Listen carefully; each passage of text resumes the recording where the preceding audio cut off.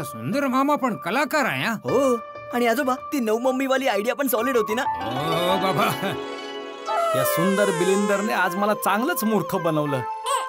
दयाला पण घेऊन नाही आला आणि मलाही गरबा खेळायला लावला. ए जेठ्या, काय झालं? नाही, काहीच नाही. अरे बाबा जेठ्या, खाली तर तू मान्य केलं होतंस, आनंदाने गरबा पण खेळलास, आता वर येऊन उदास झालास. काय करू बापूजी, दया येणार आहे करून मी इतका उत्साहात होतो, इतका खुश होतो की आज चला इतक्या दिवसांनंतर दया येईल, तिच्या सोबत मी गरबा खेळेन. पण ती नाही आली तर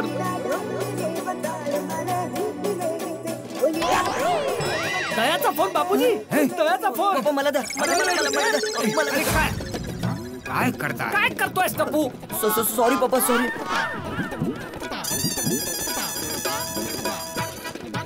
सॉरी सॉरी पप्पा, ते. अरे काय सॉरी? आला परत आला. शांत राहा. हा दया. हॅलो माय डिअर भाऊजी. सुंदर, तू दयाच्या फोनवरून फोन करतोयस? होय भाऊजी. दयाचा फोन तुझ्याकडे कुठून आला? भाऊजी तुम्हाला तर माहित आहे ना, आमच्या घरात तुझं माझं असं काहीच नसतं. अरे आता थोड्या वेळापूर्वी गोकुळधाम सोसायटीत मला त्रास देऊन तुझं पोट नाही भरलं का? म्हणून आता दयाच्या फोनवरून फोन करून अजून त्रास देतोयस मला? अरे जेठ्या, तुझं लग्न नाही झालं ना, म्हणून तुला दुराव्यातलं दुःख माहित नाहीये. हो माय डिअर भाऊजी, दुराव्यातलं दुःख तुमच्यापेक्षा जास्त मला माहिती आहे. सोड, बोल, फोन का केला? कमाल आहे, कुणी कुणाला फोन का करतं? बोलण्यासाठी. सुंदर. शांती माय डिअर भाऊजी, रागवण्याच्या आधी एकदा व्हिडिओ कॉल तर करा.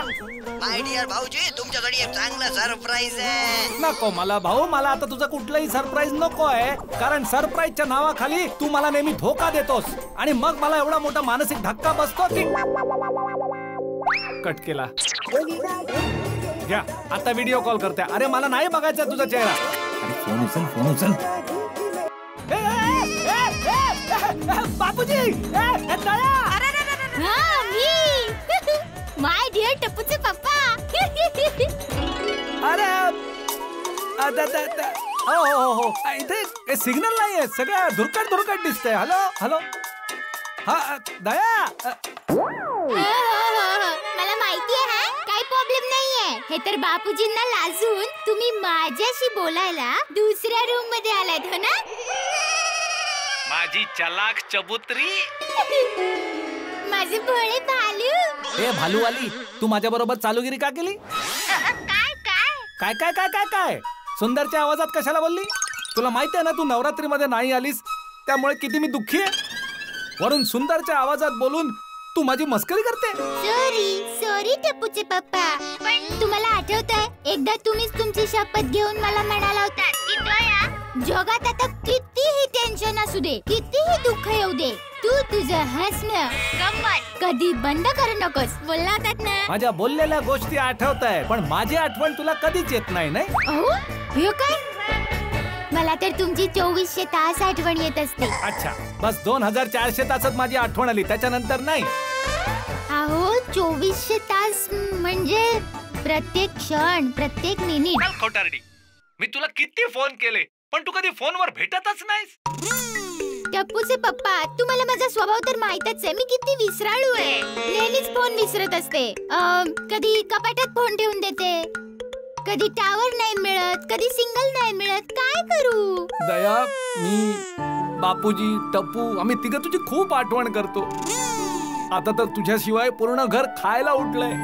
अरे हे खाण्यावरून आठवलं, आम्हाला तिघांना त्या पद्मावती भोजनालयातलं जेवण जेवून कंटाळा आलाय. दया, सॉरी टप्पूचे पप्पा, मला माहितीये तुम्हाला माझ्याशिवाय खूप अडचण होते, पण मी काय करू?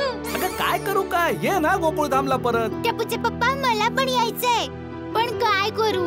आई अशी आहे की ऐकतच नाहीये. सासूबाईंशी मी बोलतो, फोन दे त्यांना. अरे नाही, टप्पूचे पप्पा, आई तुमच्या सोबत बोलू नाही शकत, आईने मौन व्रत ठेवलंय ना. अगं मग हा व्हिडिओ कॉल आहे ना, फोन दे ना त्यांना, मी त्यांना हावभावाने समजावेन. नाही सॉरी, आई चेहरा पण नाही दाखवू शकणार, कारण आईने घुंगट व्रत पण ठेवलंय. अरे अच्छा, ऐकू तर शकते ना. दे फोन दे, 2 गोष्टी ऐकवतो जरा. नाही ऐकू शकत. अरे का ऐकू पण शकत नाही? टप्पूचे पप्पा, आई यावेळी ध्यानाला बसलेली आहे आणि ध्यानात विघ्न नको ना, म्हणून कानात कापूस घालून बसली आहे. अरे याचा अर्थ त्यांचं ध्यानच नाहीये. कानात कापूस घालून कोणी ध्यानाला बसतं का? हे चल फेकाफेक करू नको, फोन दे सासूबाईंना. अहो मी फेकाफेक नाही करत आहे, मी खरं बोलते. दया टपूचे पप्पा बघा, तुम्ही नाराज झालात ना आणि रागात असलात ना तर अजिबात चांगले नाही वाटत. हसा ना जरा प्लीज. नाही हसायचंय मला. कसे नाही हसत ना, मी बघतेच.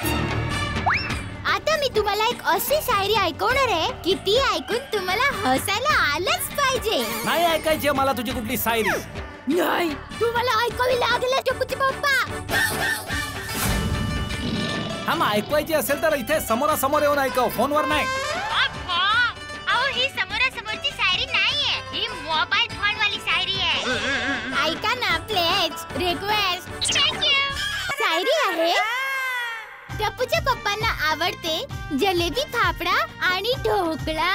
टपूच्या पप्पांना आवडते जलेबी फाफडा आणि ढोकळा.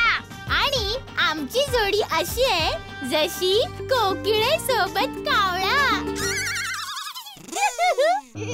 डोबू डोबू मारो एक नंबर नु डोबू छे.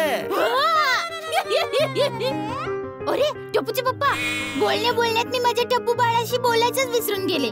टप्पू बाळाला फोन द्या ना. हा ठीक आहे बोल ना. टप्पू घे मम्मीशी बोल.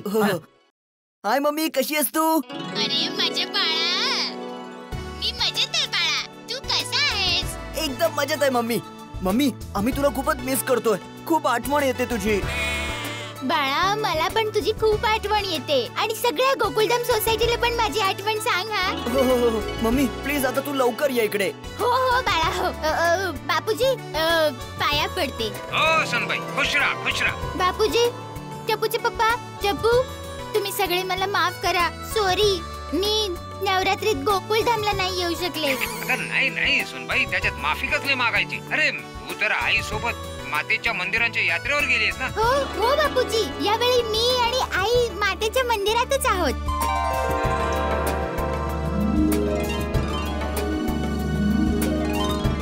घेतलं ना दर्शन, घेतलं ना? हो केलं दर्शन. आता सांग गोकुळधामला कधी येतेस तू? बघा टपूचे पप्पा, माझी आई नेहमी म्हणते की जीवनात कधीही कोणाला वचन देऊ नये, कारण वचन तर तुटत असतं. पण जे ठरलेलं असेल त्याला पूर्ण करायचा बेस्ट प्रयत्न नक्कीच करावा. अगं बाई, तू गोल नको फिरवू. आता सरळ सांग ना बाई, गोकुळधामला कधी येणार आहेस? अहो यायचंय बाबा, यायचंच आहे. तुमच्या सगळ्यांपेक्षा तर जास्त मीच अधीर आहे गोकुळधाम मध्ये येण्यासाठी. हा मग सांग ना कधी येणार आहेस? अशी नाही सांगणार. का? कारण की मी तिथे अचानक येऊन तुम्हाला सरप्राईज पण देऊ शकते. येस मम्मी, तू लवकर ये आणि आम्हाला सरप्राईज दे. हो सुनबाई, आणि इथली चिंता मुळीच करू नको.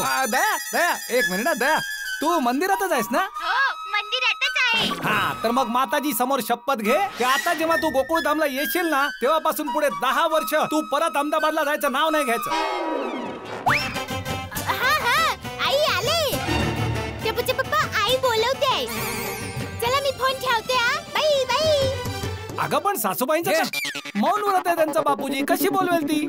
अरे ते सगळं सोड ना बाबा, तुझं बोलणं झालं ना सुनबाईशी. तू बघितलंस ना तिला. मग हो बघितलं बापूजी, बघितलं. थँक्यू माताजी.